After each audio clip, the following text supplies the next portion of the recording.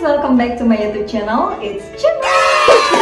Sesuai dengan janji aku kemarin bahwasanya this is my first video. Jadi ini adalah konten pertama aku tentang edukasi. Dan pastinya yang latar belakangnya aku membuat konten pada hari ini itu adalah karena requestan dari kalian yang sudah aku taruh di question box Instagram aku.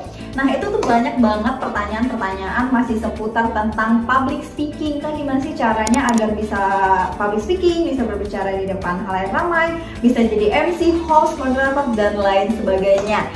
Ya, pada kesempatan kali ini aku bakalan mengupas bawang kali ya.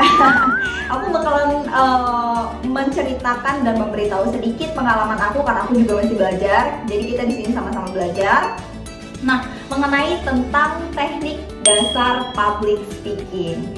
Jadi video ini adalah video pertama tentang teknik dasar public speaking. Jadi jangan lupa komen terus like kalau kalian suka sama video ini, dan jangan lupa juga subscribe biar aku makin semangat kontennya dan aku juga bisa semangat mengedukasi dan memberitahu kalian seputar tips-tips lainnya. Gak hanya public speaking, kita juga bakalan banyak banget bahas-bahas hal yang ada di sini lebih panjang durasinya. Oke? Jangan lupa subscribe.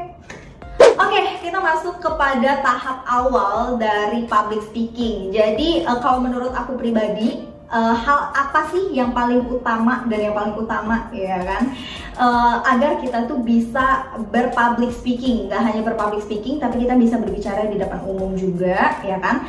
So langsung aja, ini dia teknik public speaking. Nah jadi ada dua hal utama yang perlu diperhatikan dalam berpublic speaking. Jadi yang pertama itu ada look dan juga ada audio. Nah look ini mencakup apa aja sih? Jadi look ini mencakup penampilan atau secara visual yang bisa dilihat, kayak misalkan outfit, terus itu kecocokan penampilan kita dalam tema atau acara yang mau kita bawakan. Itu sangat berpengaruh sekali. Jadi misalkan kayak masa kita lagi nge-MC di acara ulang tahun tapi pakaian kita nggak cocok dengan tema. Nah kan itu membuat audiens yang melihat kita kan juga jadi nggak enak gitu kan ya.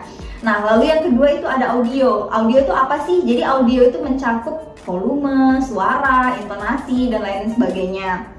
Jadi kejelasan terus kekuatan kita dalam bervolume itu juga perlu diperhatikan. Nah itu masuknya ke dalam audio. Nah untuk menyempurnakan dua hal yang perlu diperhatikan ini tadi, jadi kita akan bahas ada 4 tekniknya. Yang pertama itu ada kepercayaan diri. Jadi ada teknik vokal, yang ketiga itu ada gerakan dan gesture, terus yang keempat itu ada komunikatif. Oke, kita bahas dulu dari yang pertama, yaitu kepercayaan diri. Nah, siapa sih yang di sini belum tahu tentang kepercayaan diri, atau siapa sih yang di sini masih belum bisa menemukan kepercayaan dirinya dalam dirinya sendiri gitu kan? Kalau menurut aku pribadi, kepercayaan diri itu adalah salah satu hal utama dan akarnya dari public speaking. Kenapa bisa seperti itu? Kalau misalkan teman-teman semua di rumah itu belum bisa menemukan kepercayaan dirinya sendiri, maka itu bakalan susah banget untuk bisa lanjut ke tahap-tahap atau teknik-teknik berikutnya. Karena di sini dalam berpublic speaking, kepercayaan diri itu hal yang paling dibutuhkan. Jadi kita tuh harus dealing dulu sama diri kita sendiri. Nah, gimana sih cara kita untuk supaya bisa mendapatkan kepercayaan diri kita gitu kan? Jadi bisa dengan dua hal gitu ya. Nah dua hal ini apa aja gitu? Bisa dengan latihan dan jam terbang yang baik gitu. Latihan ini seperti apa? Latihan ini bisa teman-teman semua praktekkan di rumah. Pastinya pernah, dan aku yakin ini hal yang gampang untuk dilakukan gitu di rumah. Jadi bisa di cermin, terus kita bisa ngomong di cermin terlebih dahulu, terus kita bisa minta bantuan teman, terus naik level lagi presentasi di depan semua orang, lalu setelah itu kita perbaiki jam terbangnya. Nah ketika kita sudah memperbaiki jam terbang, artinya lebih sering berlatih itu tadi, maka aku yakin kepercayaan diri teman-teman semua itu pasti bakalan dapet gitu. Jadi teman-teman tuh harus dealing dulu nih sama diri sendiri, karena impact dari tidak kepercayaan kepercayaan diri ini itu sangat berdampak sama kebiasaan atau kemampuan berpublic speaking dari teman-teman semua. Jadi teman-teman bisa nggak percaya diri banget gitu. Jangankan percaya diri, untuk maju ke depan itu ada orang yang susah banget untuk bisa berdamai sama dirinya sendiri karena lagi-lagi dia nggak pede dan dia malu gitu kan ya. Nah itu dia dua cara itu yang bisa dilakukan untuk bisa dealing sama diri sendiri dan mendapatkan kepercayaan itu. Lagi-lagi nih kalau ke depan panggung atau kita lagi membawakan suatu acara dan kita yang jadi moderator atau MC ataupun pembawa acaranya gitu ya, coba kita pikirin matang-matang, kita pikirin lagi, kita tanamkan hal-hal positif lainnya dalam diri kita sendiri, bahwasanya semua manusia itu mempunyai keunikannya masing-masing dan aku berada di sini gitu karena aku unik, karena aku bisa. Jadi kita harus percaya bahwasanya kita mampu menyelesaikan tugas-tugas kita hari ini gitu, termasuk kita bisa lancar berpublic speaking. Oke, itu adalah teknik yang pertama, yaitu kepercayaan diri. Oke, kita lanjut teknik yang kedua, yaitu teknik vokal. Nah, di dalam teknik vokal ini kita akan membahas ada 4 juga yang perlu kita ketahui. Jadi di sini ada volume, ada pacing atau speed, ada artikulasi, dan ada intonasi. Nah, yang pertama mau kita bahas itu adalah volume dulu. Di sini volume itu sangat-sangat berpengaruh terhadap keberhasilan teman-teman semua dalam public speaking, karena di dalam volume ini kita nggak boleh terlalu pelan dan nggak boleh juga terlalu keras nada atau suara kita. Jadi agar audiens yang mendengarkan suara kita juga kalau kepelanan itu nggak terlalu susah untuk mendengarkan. Jadi effort yang mereka lakukan tuh nggak terlalu usaha banget untuk mendengarkan suara kalian gitu. Nah, dan juga tidak boleh terlalu keras karena itu akan menimbulkan bising yang nanti audiensnya malah bukan menikmati apa yang kalian sampaikan, terus materi juga yang kalian sampaikan itu gak tersampai karena terlalu bising dan terlalu kuat itu tadi. Jadi volume ini sangat menentukan juga. Yang kedua itu ada pacing atau speed gitu ya. Speed itu apa sih? Jadi kecepatan kita dalam berbicara. Nah, ini perlu diperhatikan juga. Jadi kita lagi-lagi harus melihat nih konteks kita pada hari itu atau pada kesempatan kali itu kita audiensnya, rate-nya umur berapa? Apakah sasarannya anak-anak, remaja, ataupun orang tua? Jadi kalau untuk sasaran remaja ataupun anak-anak mungkin kita bisa membuat speed atau pacing-nya itu lebih cepat gitu. Jadi biar nggak bosan, karena kan kebanyakan dari anak-anak muda atau remaja itu lebih suka pacing atau speednya itu yang lebih cepat. Terus kita tampilkan dan kita berikan beberapa guyonan dan juga beberapa pertanyaan-pertanyaan yang mungkin seperti lucu-lucuan gitu kan ya. Nah, untuk audiens yang bisa dibilang sasarannya orang tua atau orang dewasa, itu kita menggunakan speednya yang agak pelan gitu, karena mungkin kan materi yang sudah kita sampaikan atau materi yang kita bawakan itu juga berat gitu ya. Jadi sudah berat materinya, jadi kan kita perlu untuk lebih pelan-pelan juga gitu menyampaikan apa yang perlu kita sampaikan. Jadi biar materi yang kita sampaikan atau acara yang kita bawakan pada hari itu tuh bisa sampai kepada audiens kita, seperti itu. Nah, lalu ada artikulasi nih. Nah, ini juga gak kalah pentingnya. Sebenarnya artikulasi itu apa sih?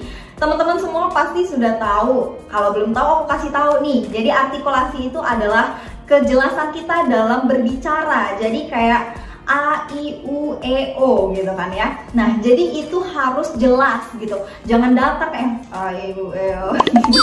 Jadi kan A, I, U, E, O. Nah, jangan seperti itu. Jadi mau kita yang menjadi MC-nya atau kita yang menjadi pematerinya, itu kita harus jelas dalam menyampaikan artikulasi.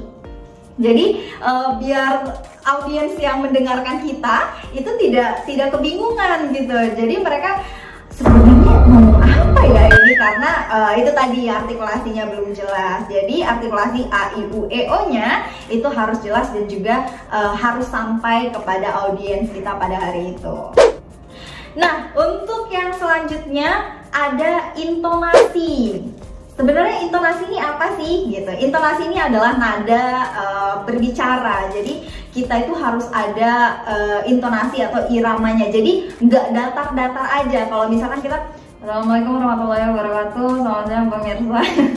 Kan itu bakalan boring banget kan ya, bakalan bosen banget untuk didengar gitu kan ya. Jangan kan untuk didengar gitu kan ya, rasanya baru mengucapkan salam aja itu udah nggak enak banget karena intonasinya tadi itu udah terlalu flat atau datar. Jadi kita harus memberikan intonasi-intonasi yang bisa membawa suasana itu menjadi lebih ceria. Contohnya kita bisa menaikkan intonasi apabila kita sedang ingin memberikan sebuah pertanyaan gitu, ataupun iya benar nih kamu mendapatkan satu hadiah, ya semangat ya. Nah itu kan kita bermain di intonasi gitu. Nah kenapa intonasi itu juga sangat penting dalam teknik public speaking ini. Oke.